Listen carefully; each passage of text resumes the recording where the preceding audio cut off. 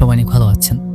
ঢাকায় শহরতলির এক পুরনো হাসপাতাল, নামটা নাই বলে, যেটা গত 10 বছর ধরে বন্ধ। তবে জায়গাটা নিয়ে অনেক গল্প শোনা যায়। স্থানীয়রা বলে রাতের বেলা হাসপাতালের জানলায় ছায়ামূর্তি দেখা যায়, কান পাতলায় ফিসফিস শব্দ শোনা যায়। কেউ কেউ তো দাবি করে হাসপাতালে এখনো ডাক্তার নার্সদের কণ্ঠস্বর শোনা যায়। এবারে কাহিনী শুরু হলো আমাকে আর আমার বন্ধু রিয়াদের মাধ্যমে। আমি একজন নবীন চিকিৎসক, কয়েক বছর হলো ইন্টার্নশিপ শেষ করেছি। রিয়াদ এক সময় মেডিকেলের ছাত্র ছিল, কিন্তু ব্যবসার দিকে চলে যায়। আমরা দুজন ছোটবেলা থেকেই বন্ধু। এক সন্ধ্যায় রিয়াদ বলল, চল রাফি, আজ একটু অ্যাডভেঞ্চার করে ওই পরিত্যক্ত হাসপাতালটা একবার ঘুরে দেখে আসি। আমি একটু ভেবে বললাম, তুই তো জানিস ওইসব জায়গায় কী সব অদ্ভুত ঘটনা ঘটে। পুরনো রেকর্ড অনুযায়ী হাসপাতালের শেষের দিকে কয়েকটা রহস্যময় মৃত্যু হয়েছিল। রিয়াদ হাসলো, ওইসব সব কিছুই গজব। আজ আমি প্রমাণ করে দেব এইসব কিছুই না। সন্ধ্যা গড়িয়ে রাত নামলো, দুজন মিলে একটা টর্চ লাইট আর একটা ক্যামেরা নিয়ে বেরিয়ে পড়লাম। হাসপাতালের ভিতরে ঢুকতেই একটা অদ্ভুত ঠান্ডা অনুভব করলাম, যেন কারো দম বন্ধ করা শ্বাস আমার ঘাড়ে লাগছে। ধুলো জমে গেছে, দেওয়ালে ফাটা ফাটা দাগ, বাতাসে যেন একটা পচা ওষুধের গন্ধ। হঠাৎ করেই কোথা থেকে যেন ফিসফিস শব্দ এলো, তোমরা চলে যাও, তোমরা চলে যাও। আমার গায়ের লোম দাঁড়িয়ে গেল। রিয়াদ আমার দিকে তাকিয়ে বলল, শুধু বাতাসের শব্দ, ভয় পাবি না। কিন্তু তখনও বুঝিনি আসল ভয় আমাদের জন্য অপেক্ষা করছিল। আমরা হাঁটতে হাঁটতে 303 নম্বর কেবিনের সামনে দাঁড়ালাম। এটা সেই কেবিন যেখানে এক গর্ভবতী নারী চিকিৎসার অভাবে মারা গিয়েছিল। রিয়াদ দরজাটা ঠেলে দিল। এক মুহূর্তের জন্য মনে হলো আমার হার্ট বন্ধ হয়ে যাবে। বিছানার উপরে একটা মহিলা বসে আছে, চুলগুলো এলোমেলো, মুখে নীলচে রঙের ছাপ, চোখের কঠোর গভীর অন্ধকার, গায়ের রক্তমাখা, হাসপাতালে গ্রাউন্ড পড়া। সে মুখ তুলে তাকালো, আমার সমস্ত শরীর অবশ হয়ে গেল। তার ঠোঁট লড়ে উঠল, তোমরা চলে যাও, না হলে আমি তোমাদের নিয়ে যাব। দরজা হঠাৎ এমন জোরে বন্ধ হলো যে আশপাশ কেঁপে উঠল। রিয়াদ চিৎকার দিয়ে ছুটে পালালো। আমি দেরি করলাম না, বাসায় ফিরে এলেও আমার ঘুম হচ্ছিল না। রাত গভীর হলে মনে হলো কেউ আমার ঘরে ঢুকেছে। আমার শরীর লড়ছিল না, আমি এখনো এখানে আছি। চোখ খুলে দেখি জানলার বাইরে কালো ছায়ার মতো কিছু একটা। তখনই বুঝলাম ও আমাদের ছেড়ে দেয়নি, ও এখনো আমাদের সঙ্গে আছে।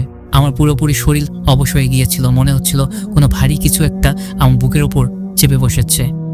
চোখের সামনে ঝাপসা হয়ে আসছিল, আর সেই ফিসফিসানিটা আরও স্পষ্ট হচ্ছিল, আমি এখনো এইখানে আছি।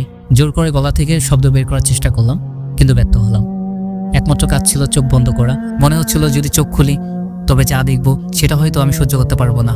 ঠিক তখনই দরজার জোরে জোরে ধাক্কা শব্দ হলো, ঠাস ঠাস। আমার আতঙ্ক চরমে পৌঁছালো। হঠাৎ শরীর আবার লড়তে শুরু করলো, যেন কোনো অদৃশ্য শৃঙ্খল ভেঙে গেল। আমি বিছানা থেকে লাফ দিয়েও উঠে দাঁড়াই। দরজার দিকে তাকালাম, দরজা তখনও কাঁপছিল, যেন কেউ বাইরে থেকে পাগলের মতো ধাক্কাচ্ছে। আমি আর দেরি না করে দরজার সামনে গিয়ে দাঁড়ালাম আর দরজাটা খুলে দিলাম। কিন্তু দরজার ওপাশে কেউই নেই, তবে মেঝেতে কিছু একটা পড়েছিল। একটা পুরনো হাসপাতালের গ্রাউন্ড, 303 নম্বর কেবিনের গ্রাউন্ড। পরদিন সকালে আমি রিয়াদকে ফোন দিলাম, কিন্তু সে মোবাইল ধরল না। ঘণ্টাখানিক পর তার মা ফোন দিলেন, কাপা কাপা গলায় বললেন, রাফি কই তুই, তাড়াতাড়ি চলে আয়, রিয়াদের অবস্থা ভালো না। আমি ছুটে গেলাম ওর বাসায়। রিয়াদ বিছানায় শুয়েছিল, কিন্তু ওকে দেখে আমার বুক কেঁপে উঠল। ওর দুটো চোখ লালচে, কঠোরে ঢুকে গিয়েছে, ঠোঁট শুকিয়ে গেছে, আর সারা শরীর ঘামে ভেজা। আমি ওর কাছে গিয়ে বসলাম। রিয়াদ, কি হয়েছে? ও আস্তে আস্তে মুখ তুলল, তারপর যা বলল তার শুনে আমার রক্ত হিম হয়ে গেল।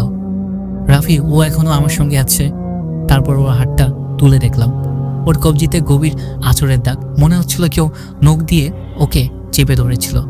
আমি আর দেরি করলাম না, সেই দিন সেই পুরনো হাসপাতালের রেকর্ড খুঁজতে গেলাম। অনেক খোঁজাখুঁজি পর জানতে পারলাম 303 নম্বর কেবিনে যে মহিলাটি মারা গিয়েছিল তার নাম ছিল সায়রা আলম। সে 8 মাসের অন্তঃসত্ত্বা ছিল। এক রাতে প্রচণ্ড ব্যথা শুরু হলো। নার্সরা ডাক্তারকে খুঁজতে গেল, কিন্তু তখন হাসপাতালে স্টাফ খুবই কম ছিল। একজন ডাক্তারও সময় মতো পৌঁছাতে পারেনি। সায়রার মৃত্যুর আগে সে বারবার বলেছিল, আমাকে বাঁচান, আমার সন্তানকে বাঁচান, কিন্তু কেউ তাকে সাহায্য করতে পারেনি। পরদিন সকালে নার্সরা এসে দেখে সায়রা নিজেই নিচের পেট কেটে ফেলেছে, রক্ত ভেসে যাচ্ছিল পুরো কেবিন। তারপর থেকে কেবিনটা বন্ধ করে দেওয়া হয়। আমি বুঝতে পারছিলাম আমাদের জীবন এখন বিপদের মুখে। আমি আর রিয়াদ মিলে দুজনে স্থানীয় মোল্লার কাছে গেলাম, যে নাকি এমন ঘটনা সম্পর্কে জানে। সে আমাদের কথা শুনে দোয়া পড়ল আর বলল, ও এখনও মুক্তি পায়নি, কিন্তু যদি আর কখনো ওর জায়গায় না যাও তাহলে হয়তো ও তোমাদের ছেড়ে দেবে। সেদিন রাতে আমি আর রিয়াদ সিদ্ধান্ত নিলাম ওই হাসপাতালের কথা কোনোদিনও মনে করব না, ওখানে আর কোনোদিনও যাব না। এরপর কিছুদিন সবকিছু স্বাভাবিক মনে হচ্ছিল, কিন্তু কিছু কিছু রাতের বেলা যখন বাতাস খুব ভারী হয়ে আসে, তখন যেন কানে ফিসফিসানি শব্দ ভেসে আসে। আমি এখনো এইখানে আছি। গাইস, এই ঘটনাটি আপনাদের কেমন লাগলো অবশ্যই কমেন্টে জানাবেন। আর দেখা হচ্ছে সুন্দর একটি নতুন ঘটনায়। আল্লাহ হাফেজ।